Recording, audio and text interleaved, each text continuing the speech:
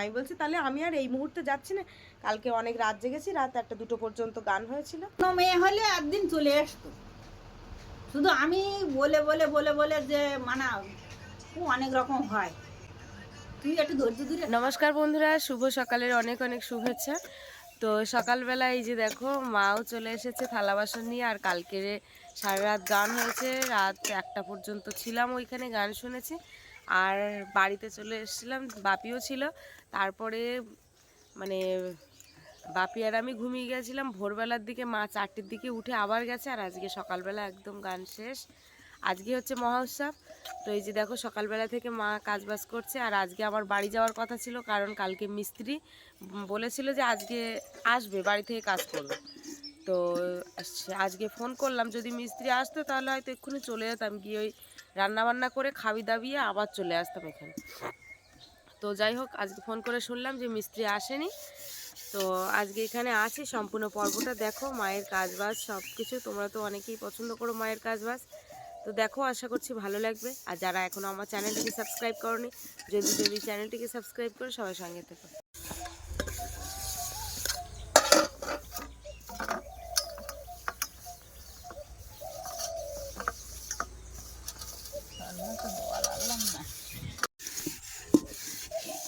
ছাই নিয়ে আসেন একটু, ছাই না দিয়ে ওঠে।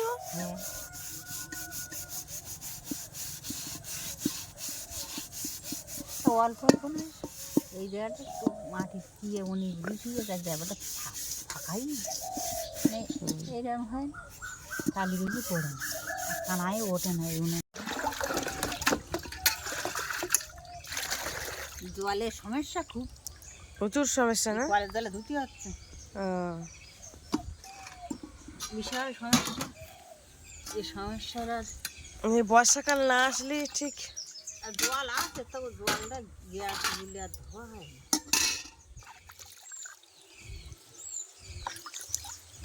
জল আনতে হবে। মুরগি ঘর তাহলে খালি না, একটা ভর্তি আছে, একটা আছে। তো বন্ধুরা, এই মুরগি ঘরে কিন্তু আর একটাও মুরগি নেই, যে কটা ছিল সব একসাথে মড়ক লেগেছে। ওরা মরি সব ফ্রিজে দিয়ে দেয়, হ্যাঁ মরে গেছে, কেটে কুটে ফ্রিজে রেখে। হ্যাঁ, জানতো ওই একটা পরে তো দাদা একা খেতে, আমি মোটেই মুখ দিই, আমার জন্য খারাপ লাগছে। মুরগি ঘরটা খালি হয়ে গেল, আর মুরগি নেই। না, আর কয়েক মাস পরে কটা পরে। এই যে দাদার একটা গাড়ি, আমার একটা গাড়ি, দুটো গাড়ি কালকের এইভাবে ছিল। কুয়াশা পড়ে,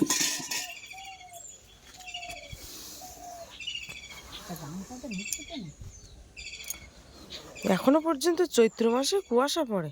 কুয়াশা 12 মাস না। আমার ছেলে মেয়ে দুটো, কপাল সবারই একবার ভাগ্য খোলা, দুটো গাড়ি আছে আর কিছু না, দুটো গাড়ি, ভাগ্য একদম ভালো না, দুটো গাড়ি আছে ওদের, এই মনে শান্তি, তেল ভরে আগড়া একটু মনটা ছাগল বেঁধে এসছে কখন? ছাগল ফাঁসে ওই ওখান থেকে এসে ছাগল বেঁধে আসছি মাছ। বাড়িতে তো জল নেই, কোথার থেকে জল আনছি দেখো। তো এই যে দুটো বালতি নিয়ে গেল, আর ওই হচ্ছে বাড়ি, বুঝতেই পারছো।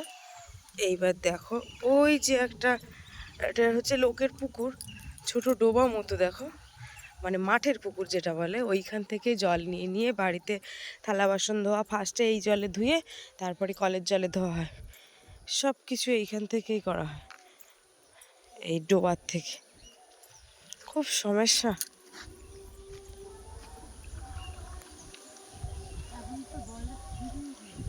আরে হ্যাঁ, দুপুরবেলা ওই চান দান করে তো ইয়ে করে করে ঘোলা হয়ে যায়, এতে আবার যদি সাঁতার দেয়, আর অল্প জল, হাঁটু সমান জল। হ্যাঁ হ্যাঁ, ও সাঁতার দেয়। দে আমার কাছে একটা বালতি।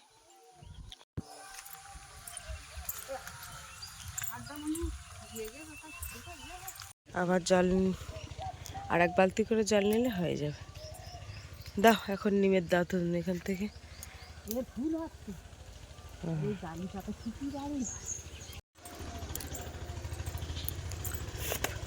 এখানে আসলে যখন সে ব্রাশ আনতে ভুলে যায়, তখন এই নিমের দাঁতন নিয়ে মাঝি জল আনতে যাওয়া হচ্ছে। তো এখন খাল তো শুকনো হয়ে গেছে, এখন খাল দিয়ে জল আনতে যাওয়া হচ্ছে।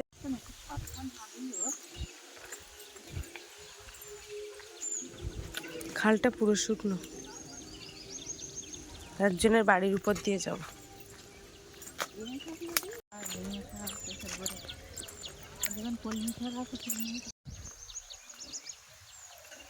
এই যে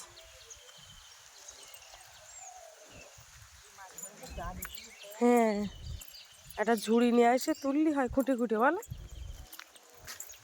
শাক শাক একটু, হ্যাঁ বাপি শাক খাতে পছন্দ করে খুব। এই পাহাড় ভেঙে উঠে যাচ্ছে। এই একজনের বাড়িতে চলে আসলাম, এটা একটা জেঠিমার বাড়ি। এই যে দেখো, এইখান থেকে কলটা খুব কাছে।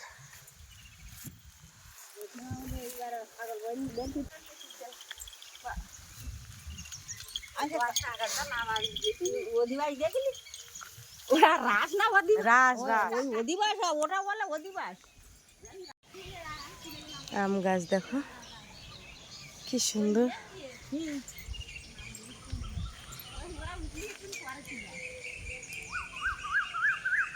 খুব সুন্দর।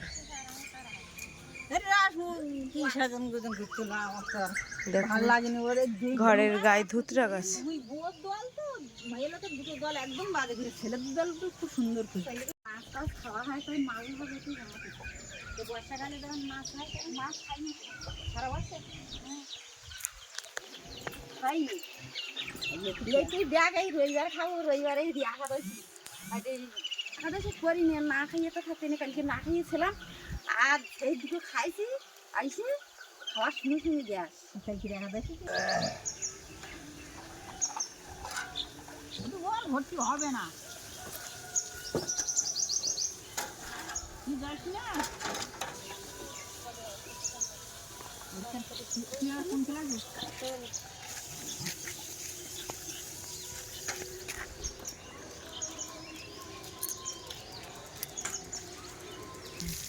থাকলি তারপর আর অসুবিধা হয় না, সঙ্গে সঙ্গে একটু অসুবিধা হয়।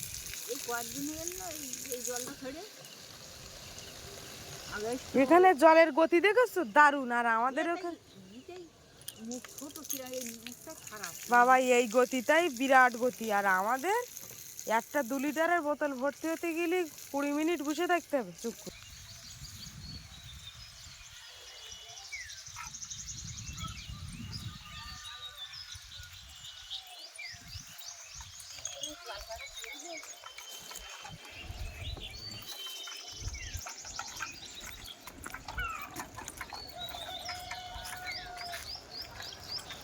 বাড়িতে কিন্তু চলে এসছি। হ্যাঁ বলো। শাক তুলবো, দেখ কি সুন্দর দাদি শাক চেক করে আবার করতে যাবে, কদিন খাওয়া দাওয়া ভালো। হ্যাঁ আর শাকটাই ভালো লাগে আমার, সত্যি তাই। এই শাকটা বাপি কিরম পছন্দ করে বলো যে, এই শাক বিরাট পছন্দ করে। আবার আবার আর আজকের দিন লাগে, আবার কালী পুজোর দিনে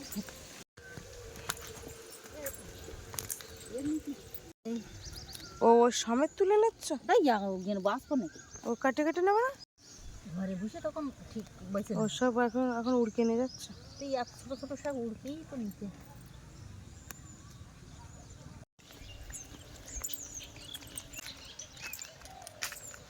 আছে এখানে, ওইদিকে যাবে আবার। বাবা বাবার এসে বাড়ি ছেড়ে কত দূর আইলাম। হ্যাঁ অনেক দূর চলে আসছি। ওই দেখো খাল পুরো এ মাথা মাথা শুকনো। তো এই যে শাক তুলতে তুলতে এখানে বসে পড়েছি। তো দেখো শাক ভর্তি, কত দূরে চলে এসছি বাড়ির থেকে, অনেক দূরে।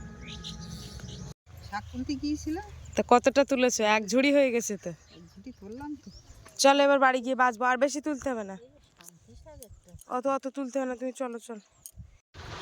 এই যে দেখো এখন আমরা শাক বাচ্ছি। এই বাপি বস এখানে। শাকগুলো দারুণ কচি শাক, বলো কে বলি ঠিক তো হয়ে যাবে। হ্যাঁ হেভি হয়েছে শাকগুলো।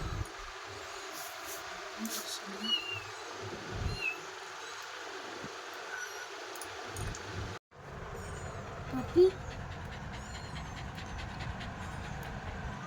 এই তো বন্ধুরা এই যে দেখো শাক বাছা তো হলো, মায়ের শাক বাছতে বাছতে দুটো কাজ করছিল, তো হঠাৎ করে আমার একটা ফোন আসে।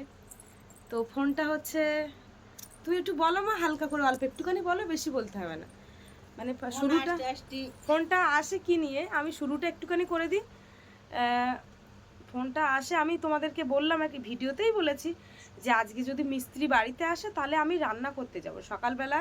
তখন 5টা 5:30টার উপরে, তখন আমি 14বার ফোন করেছি, মানে আমার বরকে আর কি, ছেলের বাবাকে ফোন করেছি 14বার, 13 থেকে 14বার ফোন করার পরে যখন ফোনটা রিসিভ করেনি, তখন আমি আমার শ্বশুরের ফোনে একবার ফোন করেছিলাম, তো একটা বার আমার শাশুড়ি রিসিভ করেছে। তাই বললাম মা আজকে কি মিস্ত্রি আসবে ঘরে? তা বললো যে না আমার আজকে মিস্ত্রি আসছে না। তা আমি বলছি তাহলে আমি আর এই মুহূর্তে যাচ্ছি না, কালকে অনেক রাত জেগেছি, রাত 1-2 পর্যন্ত গান হয়েছিল, তো আজকের মহোৎসব আছে, আজকের এই মহোৎসবটা কাটিয়ে বাড়ি যাব। তা ঠিক আছে। হঠাৎ করে মানে বাপির বাবা আর কি ফোন করেছে, সপ্তম, ফোন করে বলছে, নানান কথা বলছে, হ্যাঁ হুঁ বলছে। তা আমি বলছি হ্যাঁ ঠিক আছে, কোনো রাগ দেশের কথা না। হঠাৎ করেই বলছে যে তা তুমি বাড়ি আসবে না? তা আমি বলছি হ্যাঁ যাবো, আজকে মহোৎসব আছে, তো আজকে বাবা বলছে আজকে মাংস টাংস খেয়ে তারপরে যাস করে, ঘর না উঠে গেলে তো আর মাংস খাওয়া যায় না। আর যেহেতু একটা পূজার সময় এসছি, বুঝতে পারছো, এবারে আমার মানে একটা খিস্তি মেরেছে যে তুই তোর বাপের বাড়িতে গাঁড় মারা, সেখানে মা রয়েছে, বাবা রয়েছে, দাদা রয়েছে, সবাই, ফোনটা আমি তো লাউডি দিয়ে কথা বলছি, এইটা বলেছে। আর তার সাথে আরও নানান খিস্তি বলে পরে ফোনটা কেটে দিয়েছে। তা আমি খুব অপমানিত বোধ হয়েছি, আজকের এইটা বলতে বাধ্য হলাম, মানে খুব খারাপও লাগলো। তো তারপরে আমি ফোনটা করি, আবার ফোনটা করলে আমার নানান কথাবার্তাগুলো বলে আর কি, মানে বিভিন্ন রকমের কথাবার্তা, মানে আবার বলছে যে তুই বাড়ি আসবি না, আমার তুই বাড়ি পা দিবি না, তোর জুতো বউ তোর বাড়ি আসলে, মানে এরকম একটা কথা। হ্যাঁ, তো রেকর্ডিংগুলো সব রয়েছে, তো আমি শোনাবো না, জাস্ট একটুখানি ভিডিও ক্লিপের মধ্যে বললাম। তো যাই হোক, এই হচ্ছে ব্যাপার। মায়ের সাথে অনেক কথা কাটাকাটি হয়েছে, মাও সেরকম অনেকগুলো কথা বলেছে। তা তোমার কি মনে হয় একটুখানি বলো। এতদিন যায় এই 9 বছর সারাক্ষণ অত্যাচার করে, সারাক্ষণ ভেতরে অন্য মেয়ে হলে একদিন চলে আসতো, শুধু আমি বলে বলে বলে বলে যে মানা অনেক রকম হয়, তুই একটু ধৈর্য ধরে থাক। জামাই কিন্তু আমার উল্টো পাল্টা কথা তো বলেছে, আজকের মাকে বলছে মারাচ্ছে করাচ্ছে, মাকে বলছে এরকম, মানে সেসব রেকর্ডিং সব রয়েছে। তো যাই হোক, অত কথা মা বলতে হবে না, এক্ষুনি যাবার কথা বলছিল। আমি তো বলছি আমি এক্ষুনি বেরিয়ে যাই, যাসনে আবার ওই মারধর পারবেন। তা আমি বলে দিয়েছি এতদিন যা করেছো ঠিক আছে, আমরা সব মাথা পেতে নিয়েছি, কিন্তু এইবার আর আমরা সহ্য করবো না, আমাদের করার আমরা করে দেবো। আগে এই কদিন আগে তো মারলো, কম বেশি করে হয়তো তোমরা জানো, কারণ এইভাবে তো মেয়েটা ফেলে দেওয়া যায় না। এরা কি ধরনের ব্যবহার করে, এত কাজ করি, মানে টাইম মেইনটেইন, কি কারণ কোনো গন্ডগোল করে আসিনি বাড়ি থেকে, বাড়ি থেকে এসে আবার আমি ওকে বললাম যে রড রেখেছে, আমি বলছি গাড়িটা এমন জায়গা আছে তুমি গাড়িটা একটু টেনে বার করে দাও। ও কিন্তু গাড়িটা আমার বারও করে দিয়েছে, কোনো ঝামেলা অশান্তি না। আর রোজ মানে ঘুম থেকে কিরকম ওঠে একটু বলে দাও, এই 9টা বছর আমি কোনো দিন ডেকে ডেকে তুলতে পারিনি। সকালে উঠবে বাবু ওঠো, ভাত হয়ে গেছে খেয়ে নাও, সেই সকালের ঘুম ভাঙবে 10টা 11টা, কম করে 10টা 11টা, এমনকি আমি স্কুল থেকে বাড়িতে নিয়ে আসি ছেলেকে যখন রাত দুপুর 2 বাজে, তখন ঘুম থেকে ওঠে, আবার তখন ঘুম থেকে ওঠে, বলে আমার কোন সময় বলে যায়। তাই তুমি যদি ঘুম থেকে যদি 12টায় 1টায় উঠবা, সাড়া দেব না কথা বললে, তো সে মানুষের কতবার বলে, আর রাত্রে আসে 2টো 2:30টায়, কোনোদিন আগে তো কোনোদিন আসতো না, ঠিক নেই, 5টা, কোনোদিন ভোরবেলা বাড়ি আসছে, এইরকম। তো যাই হোক, আর কিছু বলবো না, আমি কি করবো এখন বুঝতে পারছি না। আমি তো বলছি এক্ষুনি বেরিয়ে যাই, তা মা শুধু যেতে দিচ্ছে না, মা বলছে তুই থাক। আমি তো এই মুহূর্তে যাস না, একটু দেরি কর, বিকালবেলা যাইস কর, দুটো ভাত থেকে এখন তো এই 11টা বাজে যাচ্ছে, কেউ কিছু তো খাওয়া হয়নি, তো দাও 2টো পান্তা খাই, আর কি বলবো, মানে ভালো লাগছে না। তোমরা আবার অনেকে কমেন্ট করবে যে সিঁদুর পরো না কেন, সিঁদুর আজকে কিন্তু মাথা ভর্তি সিঁদুর পরেছি। তা মাথা ভর্তি সিঁদুর পরলে কি সব সলিউশন হয়ে যায়, সব কিছু সুখে থাকা যায়? শাঁখা সিঁদুর পরে 1 হাত 10 হাত ঘোমটা দিয়ে যদি আমি ঘোরাঘুরি করি, তো তাতে কি সব ঠিক হয়ে যায়? আর এখন যুগের মেয়েরা তার কথা মতন চলতে হবে, বাড়িতে বেরোলে হবে না। তা আমি এমন খারাপ কিছু করি নে, আমার গ্রামের লোক বলতে পারবে না যে এই মহিলাটা বিরাট খারাপ কিছু কথা বলে। এমনকি সেদিন ওই ফেব্রুয়ারির 27 তারিখে একটা ঝামেলা হয়, প্রচুর ঝামেলার সময় যে পাড়া প্রতিবেশীরা মানে বলেছে যে আমার বৌমার দোষটা কোথায়, মানে আমার দোষটা কোথায়, দোষটা আমাকে নিয়ে কথা বলেছে, কারণ আমার তো কোনোদিন খারাপই কিছু দেখিনি।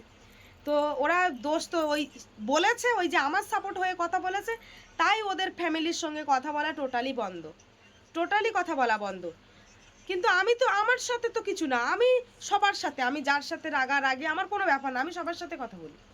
এরকম আবার বারণ করে দেয়, ওর বাড়ি যাবে না, এর বাড়ি যাবে না, থোড়ি আমি শুনবো, কেন যাব না, আমি তাদের সঙ্গে তো আমার কোনো কিছু না। যাই হোক, এই হচ্ছে ব্যাপার, আর কিছু বলবো না, অনেকটা কথা বললাম। দাও দেখ, দুটো পান্তা দাও, খেয়ে নেই। এই ছেলেটাকে 3 বছর ধরে টিউশনি, 3 বছর নয়, 3.5 বছরের উপরে টিউশনি পড়েছি, একটা পয়সা দেয়নি। 5 থেকে 6টা মাস পয়সা দিয়েছে, 5 মাস না 6 মাস, আমার পুরো হিসাব আছে, আমার খাতা কলম রয়েছে, ডায়েরি রয়েছে। একটা জামা প্যান্ট কিনে দেয় না, একটা জুতো কিনে দেয় না, একটা বই কিনে দেয় না, একটা বাড়িতে খাবার নিয়ে আসে না, কিচ্ছু না। এই যে বাজার করে, এই ঝামেলার পরের থেকে এই 3 সপ্তাহ বাজার করেছে, মানে বাজারের এই 5 বছর ধরে আলাদা হওয়ার পরে একবার এরকম প্রচুর ঝামেলা হয়েছিল, এখান থেকে 5 বছর আগে। তাহলে আমি এই একটা বাড়ি চলে এসেছিলাম বাপের বাড়িতে, জিনিসপত্র গুছিয়ে, দুটো ব্যাগ গুছিয়ে, ছেলেটা তখন নেদা কোলে নিয়ে চলে এসেছিলাম। তা আসলে 15 দিনের মাথায় আবার নিতে এসেছিলো, তো সঙ্গে সঙ্গে বাড়ির থেকে বললো যে যা যা যা নিতে এসছে, আর দেরি করিস নে, চলে যা। তা সেই মুহূর্তে আমি দাঁড়াইনি, একবার এসে বলেছে প্রিয়া গুছিয়ে নাও, তো সেই মুহূর্তে গুছিয়ে নিয়ে বেরিয়েছি। তা যে বাইকে যেতে যেতে আমার বলছে যে আজকে যদি বাড়ি যাই তাহলে কিন্তু আলাদা হয়ে খেতে হবে। তা আমি বললাম কেন?